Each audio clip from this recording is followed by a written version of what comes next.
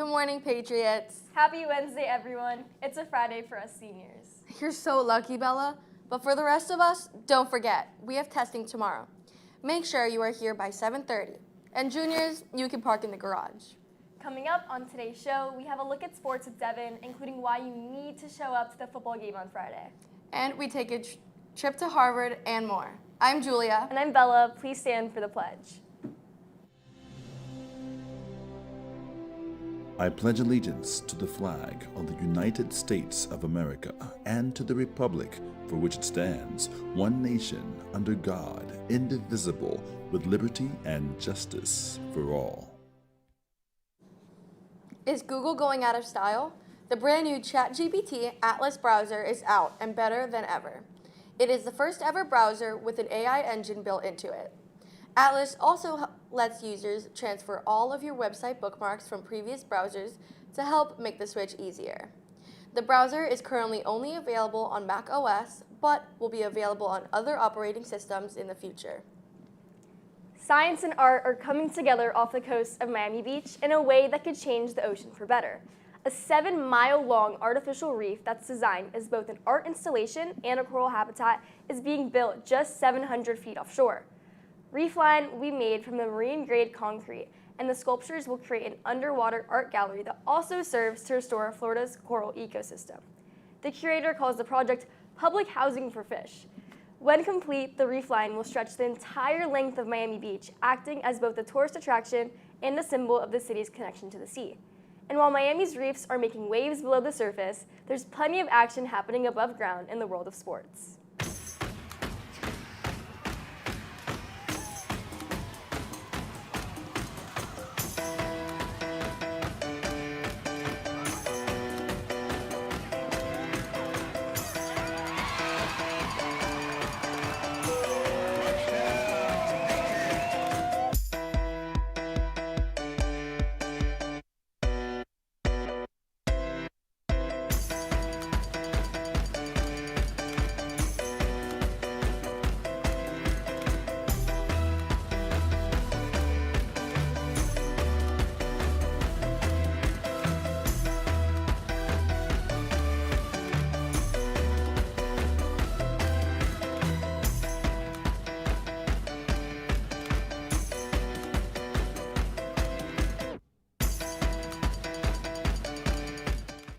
It's really been an up and down season. Come out to support our football team in their final home game of the season on Friday against STA. Our varsity girls volleyball team plays against Dreyfus for their regional quarterfinal later today. Back to Friday's events, our varsity cross country team takes on the 305 Classic at L&P Thompson Park. From the track to the mat, let's see what our wrestling team is up to. What's up, Patriots? I'm here, Dylan Rodriguez, and I'm the senior team captain this year. And I got my squad here. Team captain Diego. What's up? I'm team captain Julian. And this is a wrestle room, so let's get to it. The people that are new, we're going to partner you up with someone that's more experienced. But in the beginning, what we do is we drill, we'll run to warm up, we'll stretch, and then we'll go into some drills. So we're going to use this time to get you guys up to speed. Once everybody starts going, we're going to be tough to beat.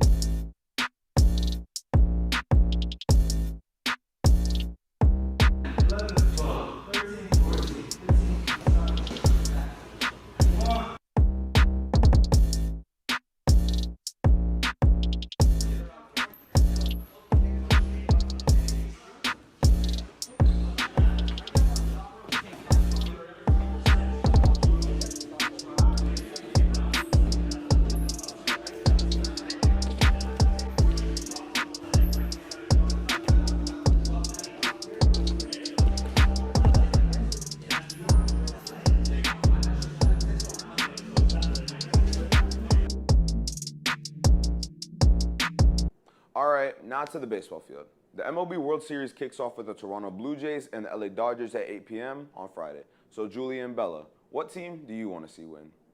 Thanks, Devin. I think I want Toronto to win. Same. You know, one of the Toronto players actually has a Florida connection. Toronto's third base, Addison Barger, went to UF. Go Gators. While no Florida schools are visiting campus today, others are. Case Western Reserve University will be here, so will Brown, Wake Forest, Bryant University, and more. Our mock trial team spent time in the Northeast on their recent trip to Harvard. Here's a look back at their time competing on campus.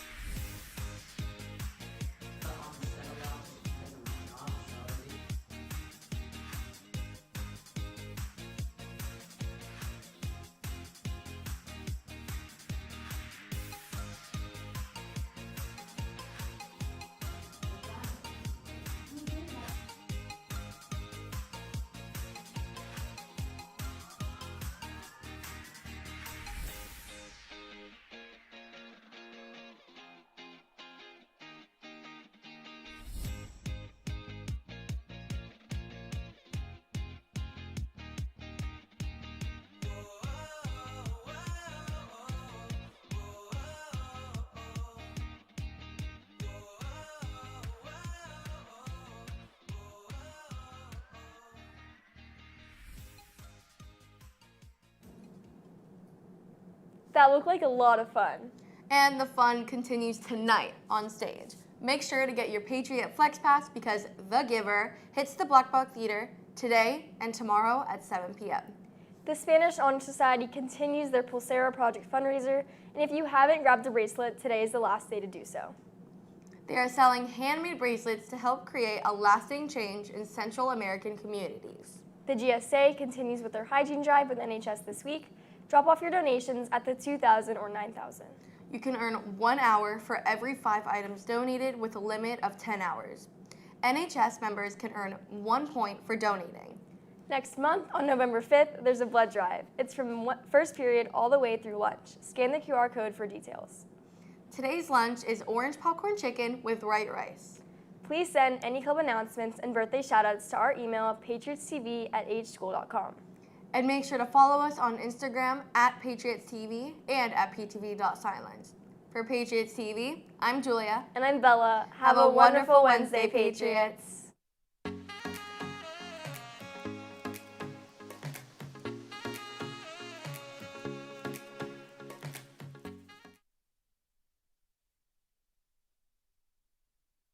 So I'm here with who? My name's Gina Aquilo. Okay, I'm asking you 3 questions about the library and whatever you know about the library. Okay. What do you think about the library in general? I love the library. I love all the kids coming to the library and studying all day and getting their work done. Okay. Do you think the library is a safe learning environment for everybody? Of course. It's a great learning environment for everybody and safe. Okay, and if you would like to say one good thing about the entire library, if you were to say one thing about it, what would you say about the library? I love having the kids come to the library. I think everybody in the library is friendly, and it's a great work environment and a study environment. I thank you so much. Thank you, Dylan. Have a good day. You too. Good morning, junior high. Welcome back to our news broadcast. I'm your anchor, Gianna. And I'm your other anchor, Carly. Today's a B day. Now let's find out what's happening on campus. In the Fine Arts News, The Giver runs from October 21st through the October 23rd at 7 p.m. in the Black Box Theater. Get your tickets through the Patriot Flex Pass today before they are sold out. Let's watch part 2 of Mrs. Fentel's interview. So typically for the audition, it's just the acting and the singing, because the dancing we can always adapt to the level of the students we have. I know, everyone's super worried about that. However, it is good experience to know how to pick up choreography because depending on the level of dance needed for the show, because every show has a different level, there is a possibility of Mrs. Case doing, you know, like a little dance combination in a callback and seeing, oh, how do people pick up choreography? Can they learn it quickly? Are they teachable? I don't think we're doing that for Once Upon a Mattress, so you can all breathe. But it's a very good skill to have, and especially in high school, I do know that they do some dance calls for auditions, so something that could help you if anyone wants to do this in the future. So once we send out the audition information, that would be a good time to immediately start preparing, choosing the material based on what we've given you, start working on it. Don't wait till the day before to suddenly go, oh yeah, I have an audition tomorrow, because your level of preparation is probably not going to be what you want to show us. And also, the less prepared you are, the more nervous you are, because you don't have as much control over what you're going to perform if you haven't practiced it. And that's the same for anything. If you've ever done a test that you crammed for the night before, you go, oh, I hope that information is still there. And then you enter the test and whatever's there is there and whatever's not isn't. It's the same with an audition. You have to put in the preparation for the audition you want to have. So the more time you put into it, and grab your parents and your siblings and your cousins and ask them to run lines with you or to listen to you. But that preparation is going to come through in the audition, and we're going to see that you put in the work to give us your best. That was great. Now it's time to talk about the golden tickets. Hope you all have been finding ways to earn your golden ticket. Here are some things to remember. Turn in the upper school office or Dean Garcia for a small prize. You can hold on to them, and when you earn 5, turn them into the upper school office or Dean Garcia for a gift card. You can also hold on them until you earn 10 and turn them in the upper school office or Dean Garcia for a Patriot Bear. If you hold on to them until the end of the year, Miss Wellman will have a last call and do a count, and she will award the prizes above accordingly. We also see which grade wins the most, so keep earning your golden tickets and may the best grade win. In sports news, the deadline to sign up for junior high or junior varsity girls and boys soccer is today. Next week, October 29th, is the deadline to sign up for junior high or junior varsity girls and boys basketball. Make sure to submit a complete GA7 form and upload your completed physicals, constant forms, and athletic participation waiver to Magnus. The impact test will be sent to athlete's school email address. Well, that's all for today, Junior High. We hope you enjoyed our broadcast. I'm your anchor, Carly. And I'm your other anchor, Gianna. We leave you with another great episode of Wellness Wednesday. Have a great day, Junior High, and we'll see you next time. Greetings and welcome to Mindful Minutes on Wellness Wednesday. I am Dr. Sue Kennick, your school counselor, and today we are going to dive into the fascinating world of social media. We'll explore how those endless scrolls and likes can playfully, or perhaps not so playfully, impact your health, how you feel about yourself, and even how well your Wellness Wednesday will shape up to be. Social media can sometimes feel like a fun way to connect with friends, but it can also be a big source of stress. Imagine constantly seeing polished, perfect versions of other people's lives, like only seeing the amazing highlight reels of a movie and not reality. It's no wonder why you might start comparing yourself and feel like you're not good enough or missing out. This can lead to anxiety and self-doubt, not to mention the pressure to get likes or comments and deal with online drama. It can really take a toll on your mental health. Plus, the countless hours spent scrolling can eat into the time you could be using for homework, sleep, or hanging out with friends, potentially impacting your grades, sleep patterns, and real-life relationships. It's important to remember what you see online isn't always the full picture, and taking breaks from social media can be really helpful for your peace of mind. Let's watch this video on social media and see how other students feel about it. I'll see you next time. The idea of, posting and having a lot of people see it can definitely be kind of scary. If you're a teenager, you're gonna make bad decisions sometimes. They can screenshot it, they can do so many things to save that, and they can edit it in ways that you won't want them to. Whether or not you think it'll go away, it's there. Anything you post online, you're stuck with. Oversharing to me is putting too much of your personal life in front of a wide audience of people. Posting something for the sake of showing that you're there and maybe not because you're actually having that great of a time. Posting about things that people don't necessarily think are significant, but they're just kind of posting to be posting. What you share and how often you share is going to affect the way that somebody views you. Just because I'm going to post all the time, that doesn't mean that you're going to get all the attention. That doesn't mean that everybody's going to like you. For example, people have like Finstas or spam accounts where they just like post random stuff, and sometimes they get too personal with what they're talking about on there. Things that are meant to be texted one-to-one, people tend to post online so 50 other people can see their plans for tomorrow or the next weekend. You could be doing something like that could potentially endanger yourself by making your account public and saying too much about where you live or who you are. When I'm in like a cool location and I want to show everybody where I am, but most of the time I'll just tag where I am on like a Snapchat story so people can know.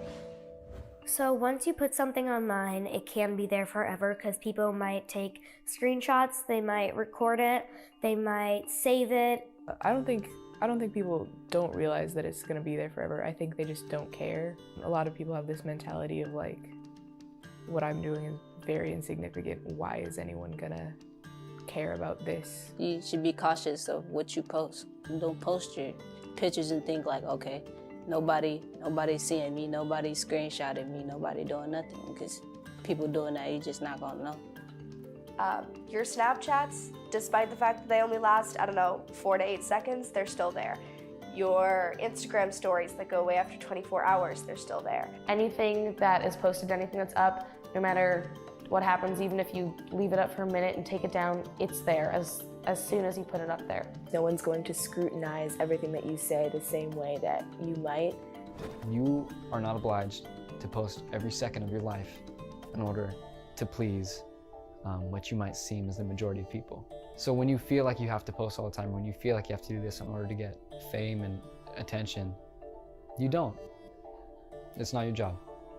That's something you always have to be thinking about. What do you want people to remember you on social media as?